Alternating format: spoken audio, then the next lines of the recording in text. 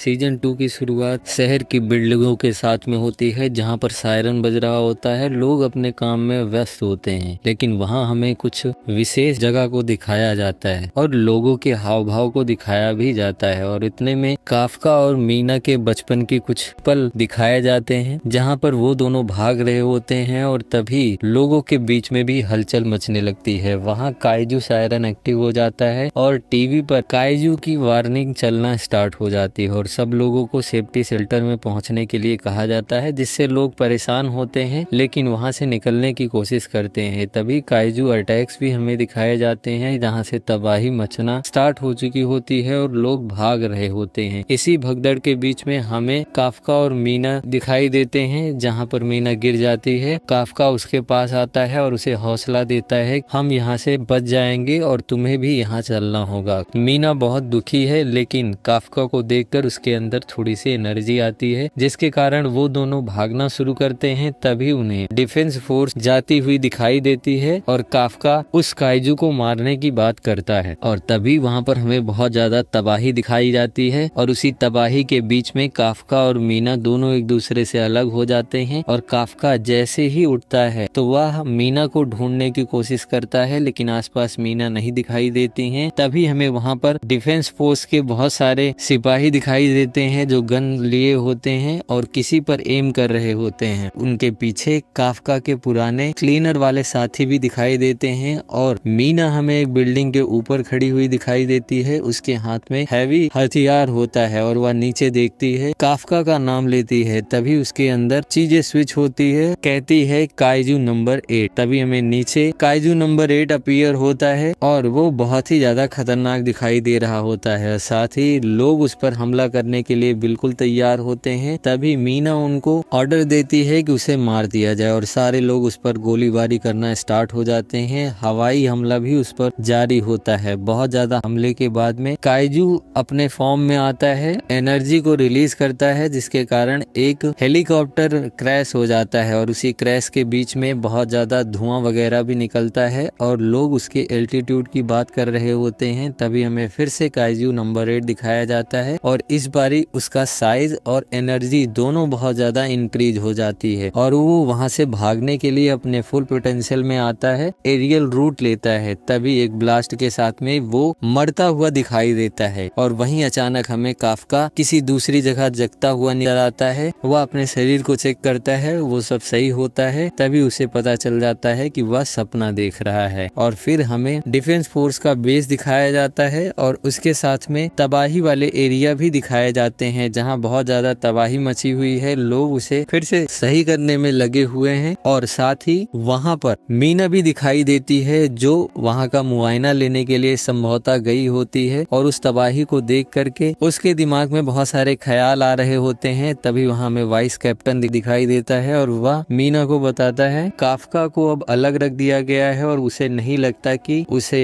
अब आजाद छोड़ा जाएगा। यह बात सुन करके मीना को बुरा तो लगता है, लेकिन वह लंबी सांस भरती है और चीजों को इधर उधर देखती है। वाइस कैप्टन उससे कहता है कि काफका ने बहुत ज्यादा तबाही मचाई है और उसे ठीक करने में बहुत ही ज्यादा टाइम जाने वाला है। काफका का फ्लैशबैक आता है और उसी के साथ में सारे लोग वहाँ शांति से खड़े होते हैं। तभी वाइस कैप्टन उसे बताता है सारे नए ट्रेनी की खबर जल्द ही आ जाएगी, उन्हें डिप्लॉय कर दिया गया है नई फोर्स के साथ में और हमें जल्द ही दिखाई देगा। सीन स्विच होता है और ट्रेन के साथ में एक कार दिखाई देती है, जहां पर हमें रेनो दिखाया जाता है और उसके साथ में उसका दोस्त भी होता है। वो एक कास्टल में पहुंचते हैं, जहां पर उसका दोस्त फोटो वगैरह लेने लगता है। या देख करके रेनो को थोड़ा अजीब लगता है और उसका दोस्त उसे फोटो खींचने के लिए कैमरा देता है और वह उसकी फोटो वगैरह क्लिक करते हैं। काफी समय बाद एक बेंच पर आराम करते हैं। रेनो का दोस्त तो उन फोटो को अपलोड करने लगता है और रेनो उसे देख रहा होता है। तभी उसका दोस्त उससे कहता है कि ज्यादा टेंशन लेने की जरूरत नहीं है, सब कुछ सही होने वाला है। लेकिन वह अलग करता है कि मुझे बहुत ज्यादा टेंशन नहीं है, उसका दोस्त उससे अपने फ़ोन में मैसेजेस को देखता है और उसे पता चलता है कि काफका ने उसके मैसेज को सीन नहीं किया और यह बात रेनो से करता है। दोनों थोड़ी देर के लिए शांत होते हैं, लेकिन अगले ही पल रेनो हंसने लगता है और हंसने का कारण जब पूछता है तो वह बताता है कि जब काफका सर पहली बार काइजू बने थे तो उन्होंने मुझसे कहा था क्या मैं इस काइजू फॉर्म के साथ में डिफेंस फोर्स ज्वाइन कर सकता हूँ या नहीं। मुझे पता है कि वो बहुत ही ज्यादा जिद्दी हैं, अपने सपनों के लिए वो कुछ भी कर सकते हैं, जिससे दूसरा वाला लड़का भी एग्री होता है और दोनों एक दूसरे के साथ में हंसते हैं। तभी हमें शहर का सीन दिखाया जाता है और वो दोनों फिर से गाड़ी में दिखाई देते हैं और वो बेस तक पहुंच जाते हैं जहां वो जाने वाले होते हैं। इसी के साथ हमें वहां पर बेस भी दिखाई देता है। इन्हीं के बीच हमें टीम 1 का बेस दिखाई देता है जहां पर कोई मैसेजेस को देख रहा होता है जो फोटो वगैरह भेजी गई थी रेनो और दूसरे लोगों के साथ में। तभी वहाँ पर हमें पता चलता है कि वो किकोरू होती है। उसे काइजू नंबर 8 का फ्लैशबैक आता है और वो उससे डिसाइड करती है कि चाहे जो हो जाए वह ताकतवर बनेगी, काफका हिबिनो को बचाएगी। उसके लिए उसे बहुत ज्यादा ताकतवर बनने की जरूरत है। तभी वहाँ पर प्लाटून 1 के वाइस कमांडर आ जाते हैं, किकोरू का स्वागत करते हैं अपनी टीम के अंदर, उसे नरूमी से मिलने के लिए लेके जाते हैं। नरूमी प्लाटून 1 का सबसे ताकतवर लीडर होता है और पूरे जापान में सबसे मजबूत टीम वही होती है। यह सारी चीजें किकोरू सोचती है और उसे याद आता है कि वह बहुत ही ज्यादा ताकतवर प्लाटून है जहां पर वह बहुत ही ताकतवर बन सकती है और उसे अपने बचपन के दिन भी याद है। वह टीम पहले से ही बहुत ज्यादा फेमस है, यहाँ नहीं अमेरिका में भी, और उसे खुशी होती है कि वह नरूमी से मिलने वाली है। तभी वो लोग नरूमी के गेट के पास पहुंच जाते हैं। किकोरू एकदम से तैयार होती है कि उसे अब अपने जीवन में केवल ताकतवर बनना है। वाइस कमांडर उसे बताते हैं कि सबसे ताकतवर लीडर से मिलने के लिए तैयार हो जाओ और वह दरवाजा खोलते हैं और जैसे ही दरवाजा खोलते हैं तो वहां में नरूमी गेम खेलता हुआ दिखाई देता है, एक बच्चे की तरीके से, पूरी तरीके से एक अजीब जोन में होता है। वह देख करके कैप्टन बहुत परेशान होता है, किकोरू को बाहर ही रुकने को कहता है और वह अंदर जाता है और जैसे ही अंदर जाता है वह उसे एक लात मारता है जिससे नरूमी दूर जाकर के गिरता है और वह उससे झगड़ा करने लगता है कि तुमने मेरा PS5 तोड़ दिया है, तुम्हें इसके लिए कीमत चुकानी पड़ेगी। तभी वाइस कैप्टन उससे कहता है कि मैंने तुमसे कहा था कि 2:30 बजे के आसपास वह लड़की आ जाएगी और तुम्हें अपना कमरा साफ कर लेना चाहिए, जिससे नरूमी गुस्सा हो जाता है और कहता है कि तुम्हें इससे क्या, मेरी मर्जी जो करेगी वही करूंगा। तभी उसे फिर एक लात पड़ती है, वह फिर से गिरता है। उन दोनों के बीच में बहस स्टार्ट हो जाती है। नरूमी उससे कहता है कि तुम्हें इससे कोई मतलब नहीं होना चाहिए कि मैं क्या कर रहा हूँ और मेरा कमरा जैसा भी है अच्छा है। ये सारी चीजें किकोरू बाहर से देख रही होती है और उसके मन में नरूमी के लिए हीन भावनाएं आती हैं। यहाँ नरूमी एक अलग जोन में होता है। तभी वाइस कैप्टन उसे उसका कपड़ा पकड़ के उठा देता है और कहता है कि तुम कमरा क्यों नहीं साफ किए, जिससे वह कहता है कि तुम्हें इतनी ज्यादा दिक्कत है तो तुम खुद ही साफ कर दो और वह लोगों को बुलाता है, चीजों को वहां से साफ करने लगता है। तभी नरूमी उनसे गुस्से में कहता है कि उसको खरीदने में मुझे बहुत पैसे लगे हैं और तुम लोग ऐसे बर्बाद नहीं कर सकते, लेकिन उसकी बात नहीं सुनते। इतने में वाइस कैप्टन उसे किकोरू के पास में ले जाते हैं और बताते हैं कि ये किकोरू है। तभी नरूमी उसे अजीब तरीके से देखता है और किकोरू उसे देख करके सोचती है कि मैं इसे इज्जत नहीं दे सकती हूँ और वह एक अलग जोन में चला जाता है। तभी उसको लगता है कि वो सीनियर है तो उसे इज्जत देनी ही चाहिए। वह उसे सैल्यूट करती है, अच्छा तुम ही हो एसाओ की बेटी, तुम्हारे बारे में थोड़ी बहुत बातें सुनी हैं। अगर तुमको मेरी प्लाटून ज्वाइन करनी है तो एक बात हमेशा ध्यान में रखना कि मुझे केवल एक ही चीज चाहिए। इतने में वहाँ पर सायरन बजने लगता है, नीचे खड़ा हो जाता है और कहता है काइजू का हमला है तो चलो कोई बात नहीं, वहाँ चल करके तुम्हें सब पता चल जाएगा कि मुझे क्या चाहिए। और इसी के साथ सीन स्विच होता है, हमें वो पानी के अंदर काइजू दिखाई देता है और साथ ही साथ बहुत सारी बिल्डिंग्स और वहाँ के लोग भी दिखाई देते हैं। उसी के साथ में काइजू को रोकने के लिए डिफेंस फोर्स की पूरी एबिलिटी हमें दिखाई देती है कि टैंक वगैरह के साथ में वो कितने वेल प्रिपेयर्ड हैं और सही तरीके से काम कर रहे होते हैं। उसके बाद में जैसे ही लोग वहां पहुंच जाते हैं, ऑब्वियसली सायरन बजना स्टार्ट हो जाता है, जिससे लोगों को वहां से रेस्क्यू करने के लिए शेल्टर में जाने की सलाह दी जाती है। सब लोग ऐसा ही करते हैं। तभी हमें फिर से काइजू के जगह वाली सीन दिखाई देती है, जहां पर सारे हथियार एक साथ आकर के इम्प्लांट हो चुके होते हैं और वो उससे लड़ाई करने के लिए तैयार होते हैं। और आदेश मिलने पर वो उस पर मिसाइल से हमला करते हैं, जिससे काइजू घायल हो जाता है और वह अपना रास्ता बदल देता है और गुस्से में आकर के सामने खड़ा हुआ जो पुल होता है उसे तोड़ देता है। और उन लोगों को पता चल गया है कि उनका प्लान अब फेल हो गया है, जहां उसको ले जाना चाहते थे उधर नहीं जा रहा है, जिससे वह नरूमी को बताते हैं और नरूमी उन लोगों को वहां से हटने के लिए कहता है और उसे एक विशेष पॉइंट पर ले जाने के लिए कहता है। और तभी हमें काइजू दिखाई देता है जो अलग थलग हो चुका होता है। नरूमी के आदेश पर सारे लोग ऐसा ही करते हैं और उसे एक जगह पर जाम करने की कोशिश करते हैं और वो इस पर कामयाब भी हो जाते हैं। यह देख करके किकोरू बहुत ही ज्यादा शौक में आती है, क्योंकि वहां पर जितने भी प्लाटून लीडर्स थे और जितने भी लोग थे अपने फुल एबिलिटी का इस्तेमाल कर रहे थे और काइजू को इस तरीके से एक जगह पर खड़ा रखना बहुत ही काबिले तारीफ थी।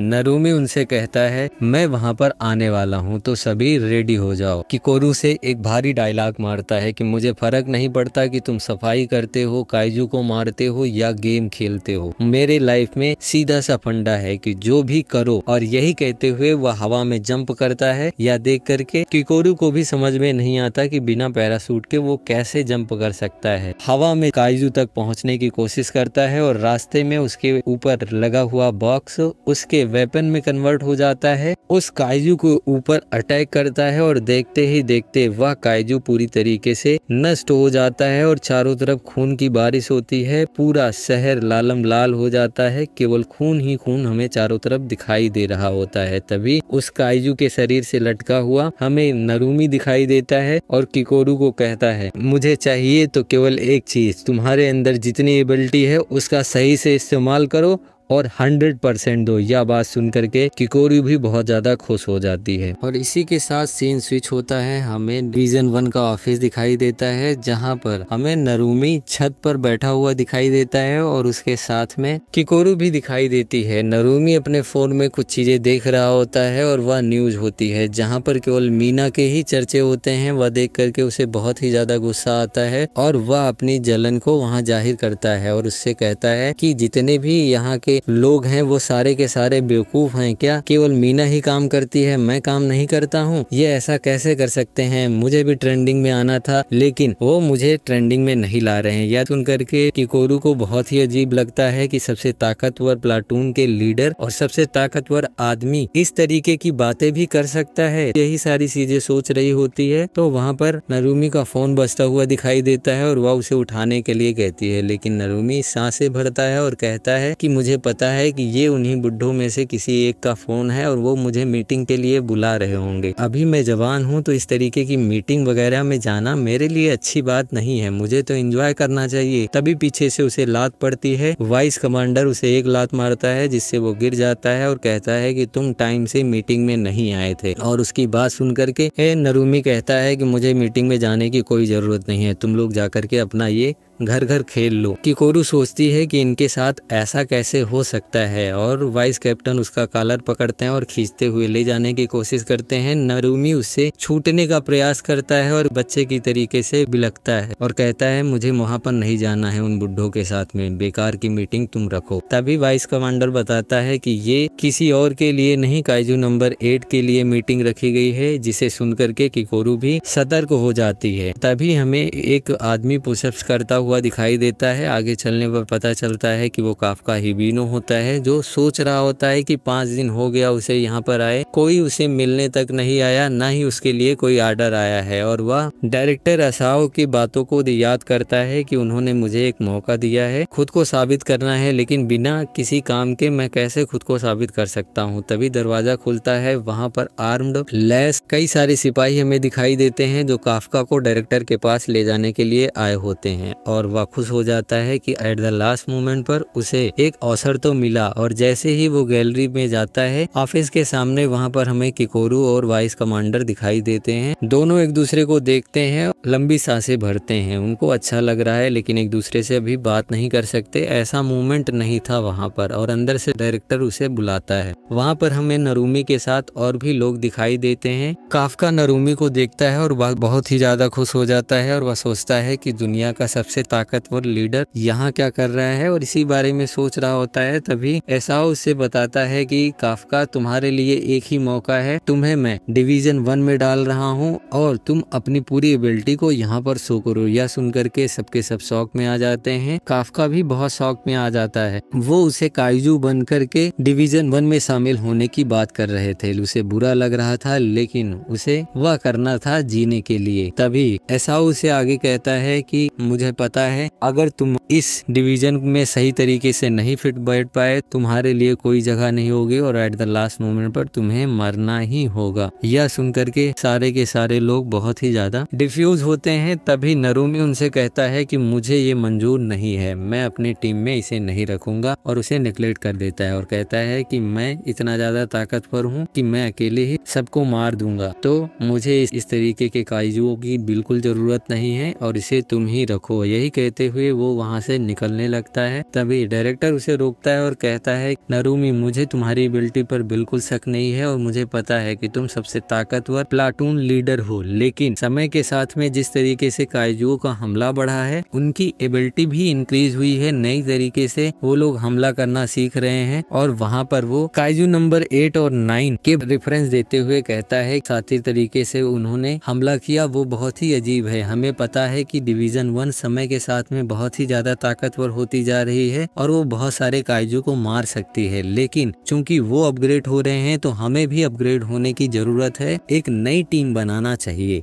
नरूमी रुक जाता है और वो अजीब से चेहरे के साथ में कहता है कि इसका तो सीधा सा मतलब यही है, अगर हमें खुद को अपग्रेड करना है तो इस काइजू को साथ में रखने की कोई जरूरत नहीं, इसे मार करके इसकी खाल का एक नया सूट बनाया जाए। यह सुन करके सभी चौंक जाते हैं। मुझे पता है कि आप मुझ पर भरोसा नहीं करते, लेकिन अब भी मैं बहुत ही ज्यादा ताकतवर हूँ और इसका हमें हथियार बना लेना चाहिए। काफका खुद को वहाँ पर इंट्रोड्यूस करता है और कहता है कि सर, मैं ऐसे इतनी जल्दी नहीं मर सकता, मेरे ऊपर बहुत सारी जिम्मेदारियां हैं और मेरे दोस्त मुझ पर बहुत ही ज्यादा भरोसा करते हैं, मैं उनके भरोसे को तोड़ नहीं सकता। यह सारी बात बहुत ही ज्यादा इमोशनल होती है। तभी उसके बचपन का फ्लैशबैक आता है और मीना के साथ में किए हुए वादों को याद में रखते हुए वह कहता है कि मैंने लोगों के साथ में बहुत ज्यादा वादा किया है और उन सारे वादों को मैं पूरा करूंगा और मैं आपसे रिक्वेस्ट करता हूं कि मुझे आप सेवा का एक अवसर दें, मैं आपको कभी भी निराश नहीं करूंगा। यह बात सुनकर के नरूमी उससे कहता है कि ये सारे इमोशनल ड्रामे केवल सीरियल में अच्छे लगते हैं, तो मेरे सामने इस तरीके के ड्रामे बिल्कुल मत किया करो। और एक बात ध्यान में रखना, अपनी पूरी एबिलिटी के साथ में लड़ाई करना। अगर तुम अपनी पूरी एबिलिटी नहीं दिखा पाओगे तो ध्यान में रखना, तुम्हें मार करके तुम्हारा सूट मैं अपने लिए बनवाऊंगा। और यही कहते हुए वो वहाँ से चला जाता है। काफका उसे थैंक यू बोलता है। तभी डिवीजन 3 का हेडक्वार्टर दिखाई देता है, जहाँ पर मीना दिखाई देती है। वहाँ पर वाइस कैप्टन भी हमें दिखाई देते हैं, उसे जानकारी देते हैं कि काफका और बाकी सारे नई ज्वाइनी अपने अपने टीम को ज्वाइन कर चुके हैं, जिससे वो सब रिलैक्स हो जाते हैं। मीना उससे कहती है, ये बहुत अच्छी बात है, तो चलो हमें भी कुछ अपग्रेड करना चाहिए, तुम मेरे साथ में ट्रेनिंग करने आ रहे हो। और वह उसे ट्रेनिंग के लिए ले जाते हैं। तभी हमें एक पुराना घर दिखाया जाता है जो किकोरू का होता है। वहाँ किकोरू अपना सारा सामान पैक करती है और वो वहाँ से निकल रही होती है। तभी उसे एक फोटो दिखाई देती है। वहाँ पर धुंधली फोटो होती है, लेकिन वह उसकी माँ की फोटो थी, उसी के बारे में वो सोच रही होती है। हेडक्वार्टर में फिर से एक सीक्रेट रूम दिखाया जाता है, जहाँ पर एसाओ चलता हुआ अंदर जाता है और वहाँ पर रिसर्च करने वाले लोग हमें दिखाई देते हैं, जो एसाओ को देख करके सैल्यूट करते हैं और उसके सीक्रेट प्रोजेक्ट के बारे में उसे जानकारी देते हैं।